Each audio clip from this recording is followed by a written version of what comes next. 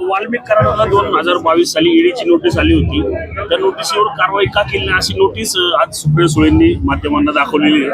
नक्की भाजपचा त्यांना पाठिंबा राष्ट्रवादीचा असेल असं वाटतं का तुम्हाला? खरं आहे, सुप्रियाताईंना माझी विनंती आहे की अशा प्रकरणामध्ये फार राजकारण करू नये. अशा प्रकरणामध्ये शासनाने केलेली कारवाई आणि त्यामध्ये काही पूरक गोष्टी असतील त्या सरकारकडे दिल्या पाहिजे.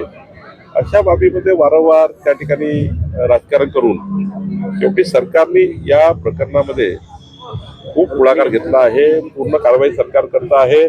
ज्या ज्या चौकशा लावायच्या त्या चौकशा सरकारने लावलेल्या आहेत आणि देवेंद्रजींचं स्वतः या प्रकरणात लक्ष आहे, स्वतः लक्ष घातलेलं आहे.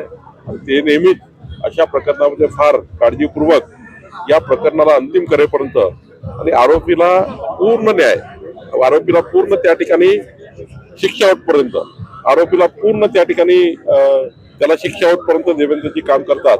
आणि त्यामुळं माझा विश्वास आहे की बीडच्या प्रकरणामध्ये देवेंद्रजी आरोपीला अंतिम शिक्षा होतपर्यंत या केसमध्ये मागे आहे. तर मला विश्वास आहे की आरोपी हे कधीही चुकू शकणार नाही. आरोपी हे जी त्याची शिक्षा ती पूर्ण होईल. जर आपण दुसऱ्या बाजूला पाहिलं तर त्याच वाल्मिक कराडावर खंडणी दाखल होते तरी त्यांना लाडकी बहीण योजनेचं जे आहे ते अध्यक्ष करण्यात आले. याला कुठेतरी पाठीशी राजकीय मंडळी घालतात असं वाटतंय.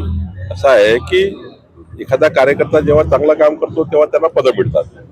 एखाद्याने जर वाईट काम केलं त्याला त्या ठिकाणी शिक्षा आली पाहिजे. जेव्हा एखाद्या काळात चांगलं काम करत असेल तेव्हा पदं मिळाले असतील. पण एखाद्या वेळी जर चुकीचं काम केलं त्याची शिक्षा झाली पाहिजे, त्याला शासन झालं पाहिजे. सरकार या भूमिका